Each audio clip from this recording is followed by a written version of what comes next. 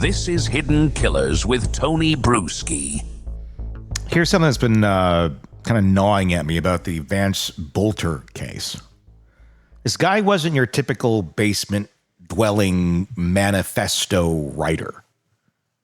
This was a guy with a life, a business. Hell, he served on the Minnesota Workforce Development Board from 2016 to 2023. You know who else served on that board? Senator John Hoffman, one of his victims. Think about that for a second.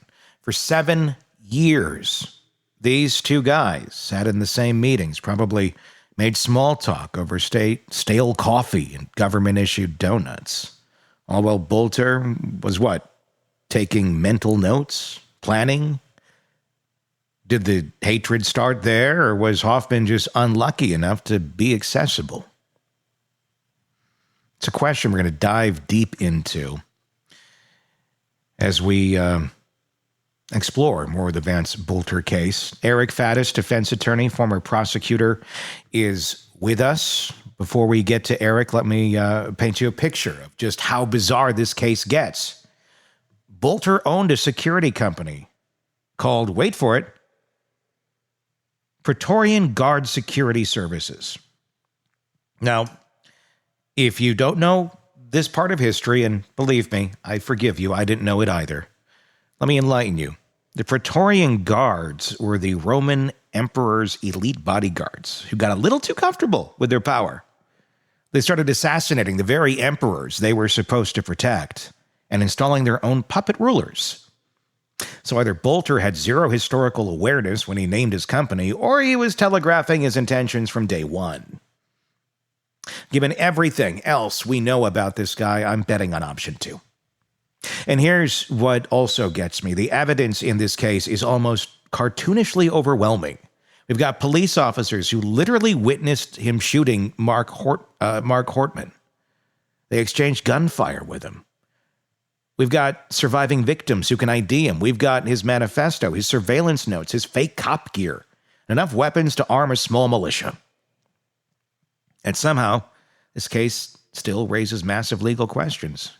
Can you get a fair trial when the defendant targeted politicians based on their party affiliation? In today's political climate, can you find 12 jurors who won't let their own politics influence that verdict? And here's what really is a scary question. What if politics creeps into the prosecution itself? We are living in an era where everything is political.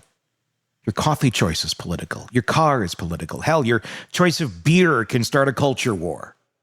So what happens when you're prosecuting or defending a guy who murdered Democrats because they were Democrats? That's what I want to explore with Eric. Not just the nuts and bolts of the case, but the bigger picture here, the precedents, the implications, and the terrifying possibility that in our hyper-polarized world, even mass murder might become partisan. This is an interesting point about this guy. He was active. He wasn't some weird guy in the basement of his mom's house listening to Hall & Oates cassette tapes and coming up with a manifesto here. Sounds ominous. He served, or men without hats. You never know what he's listening to down there. I don't know why I'm going to those artists, but I think I can picture those cassette tapes. Boelter and the victim, Hoffman, they served together on a state board from 2016 to 2023. So they knew each other. It makes it a little darker, but there was like 45 people on this hit list. These were some of the early ones. What does that tell us about this? Was this some sort of, hatred that you think maybe began back then? And how does that matter? How does that play into this? Obviously premeditated with the hit list, but having that connection, does that make this even more damning that there was that personal connection there and professional connection? Yeah, I think as a current criminal defense attorney, you're thinking about what possible defenses could this guy have, and I think the history behind what happened and the history between the accused and the decedent really cuts against some kind of not guilty by reason of insanity plea, which is something that he has to consider, because it shows it wasn't just some lone wolf who's acting on, hallucinations, some animal telling him to kill people. It's really a concerted campaign that it appears he planned out for a substantial period of time. Shows premeditation. It tends to indicate that he knew what he was doing rather than, some Looney Tunes guy who was just shooting into the abyss. And he has some experience. He owns a security guard company. And what I found interesting is the name of the security guard company, Praetorian Guard Security Services. Sounds like nothing, just some sort of name. It's like, I don't know what the Praetorian Guards, I think there was Roman soldiers that eventually rose up and killed the people they were protecting and then started inserting themselves into those positions. Little weird considering what took place here. Like, I want to know when he started the company, which I'm sure we could look up. And was this like an overall life goal for this guy, considering the name of the company? Gosh, it seems like a really bad Freudian slip or kind of telling on himself in advance. It really creates a specter of, was he signaling to folks at some point, hinting perhaps that he had these thoughts for the future about, some massive overthrow of local or larger governments in a violent fashion. Certainly that name doesn't help. With something like this where it is so damning, again, this is like, obviously we have officers who exchanged fire with him as well before they caught him. Not immediately after they caught him. Like, it took a long time. This was at the scene of one of the homes, and then many hours later is when he was apprehended.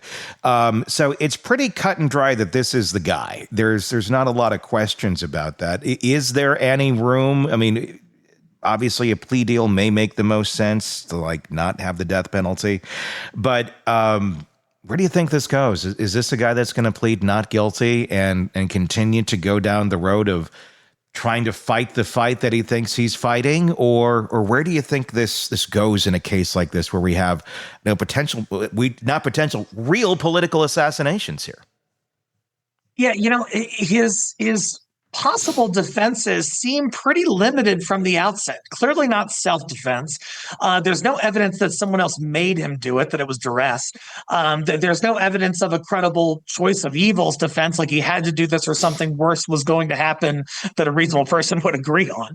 And so not guilty by reason of insanity is undercut in part by his manifesto and the plans and the deliberateness of his conduct. Do we come across some kind of conspiracy defense down the road that this was like a false flag thing, or that he was some kind of patsy who took the fall for a larger political sect that is killing politicians? In today's society, I wouldn't be surprised if those sort of conspiracies are at least explored. And obviously, the internet is already abuzz.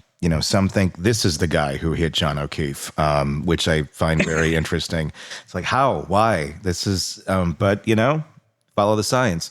But what I do, wonder about this, is there more? Obviously, that's more of an investigative question, but it does make you wonder. So I'm just kind of asking just your opinion on this. Do you think this was another lone wolf? Because those do tend to be the most dangerous. They're out there. They're operating by themselves. They're seemingly able to get quite a bit put together. The guy got a fake cop car set up and the outfit. It's some lengths to go to. Some may wonder, did it take other people involved to do that? No, not necessarily. People can be crafty. But it does make you wonder, were others involved unwittingly, unknowingly in this to help him with this? Maybe he's like, I just want to put lights on my car. Some people do that. You can't imitate an officer, but some people still do it. Anybody who's been around this guy right now and may have unwittingly had some sort of connection to him and maybe, oh, that makes sense. That's why he asked me to do that. What's your advice for them right now? Man, so long as they didn't have knowledge of what he was about to do, and also that they didn't give some material aid with the hope that he carried this thing out. They would probably be protected from being an accomplice, being charged as an accomplice. But still, it's questionable because, people make offhand remarks even during these seemingly mundane transactions where if he's, buying a cop uniform from a Halloween store or something. Yeah. So that in itself isn't a problem. He starts making some remarks that raise some eyebrows and where a reasonable person would have said, hey, maybe I should either ask more or tell somebody. Then we're starting to get into a risky territory with these folks. And I think they need to be very cautious about, what information they provide and whether they have an attorney assisting to protect them. From a former prosecutor's standpoint, does this look like a pretty open and shut case where the evidence that is against this guy, at least as far as him being locked up for the rest of his life or getting the death penalty? Or is this something on the defense attorney side? Would you advise a client to plead not guilty and try and argue this out and see if you can get some things minimized or whatnot? What would you advise someone at this point if you were to be in that role? According to the reports I've read, there is substantial evidence and it takes different forms. So there's video evidence, it's my understanding of him, with a mask and in a cop uniform that I understand authorities can tie back to him. There's also witness evidence for the surviving people who were shot, who would help identify what happened. He had this manifesto allegedly that laid out all of his plans, his intentionality. So those things right there are pretty darn problematic. Can he try to broker a plea agreement? Is it possible that political motivations could come into play from the federal government that might somehow afford some kind of leniency because he appears to be on the same side politically? Let's hope not. Let's hope that's not how it works. But in reality, is that something to at least ask about? I think it is. That's a scary prospect. Like no matter what, I don't care what side anybody's on, should not be condoned. There should be no consideration given for the fact that this guy didn't like Democrats. But no, you're right. We are in a world where, I can see it. Does he play that card? I mean, we'd have to know who you're going up against too, which might be kind of a crapshoot. But yeah, and you also have jurors that could look at that way too, if you were to get there. Yeah, and you look at, you don't want politics involved in what should be objective legal decision-making by prosecutors and the government. But history has shown that that's not usually how it plays out. There are arguments that the Trump administration should not have pardoned the January 6th folks. Some of them destroyed property, assaulted police officers, and folks who are on the left politically haven't received the same pardons for similar crimes. Mm-hmm. So is there political favor potentially in these decisions? Yes. And is it something that at least theoretically could play a role in Vance Boelter's case? Theoretically, yes. That'd be a very scary precedent to set if he does go to trial on this and you get a not guilty or you get a hung jury. I think it'd be hard to get a not guilty. I think it'd be really hard to get that many people lined up to go, oh yeah, could it happen? Possibly. But that would be a scary place to be in because it would, if he were to be found not guilty, that's very much setting up a scene in a scenario where, oh, well, look, he can go get away with it. You're going to have a lot of people trying to go out there. It would be very Luigi Mangione-ish as well, because there's a lot of people concerned there. Could he get off? There is a possibility for that, even though truly, factually, he committed a crime, murdered someone. That's not a place we want to get to. And I don't know how you pull that back from there. If we do start getting there, how do you correct something like that? I don't know. It's an important question. And I actually applauded the Trump administration and the federal government for how they've handled the Vance Boelter case so far. There haven't been any excuses made. There hasn't been any unnecessary leniency. And I think that speaks to their credit in terms of how they've handled it thus far. Let's hope it remains on that track and that political influences don't somehow cause this thing to go south even more. Eric Faddis, always appreciate your insights. That bit about political influence and prosecutions. Yeah, it's It's kind of scary to think about where that could go. It's also easy to kind of get messed around in your head about this whole thing. It's kind of the normalcy of it all that we're experiencing. Boelter wasn't some recluse sending cryptic messages from a cabin in the woods, back in the 90s when that was like, ooh, scary man in the woods, Ted Krasinski, they got him done, right? No. This guy had employees. He had clients who trusted him with their security. I mean, talk about irony. He sat on state boards and probably had a LinkedIn profile talking about synergy and best practices, words that you have to use on LinkedIn. And that's what makes this so much scarier than your typical extremist. This guy was embedded in the system he wanted to destroy. He wasn't on the outside looking in. He was on the inside taking notes, making plans, and somebody noticed.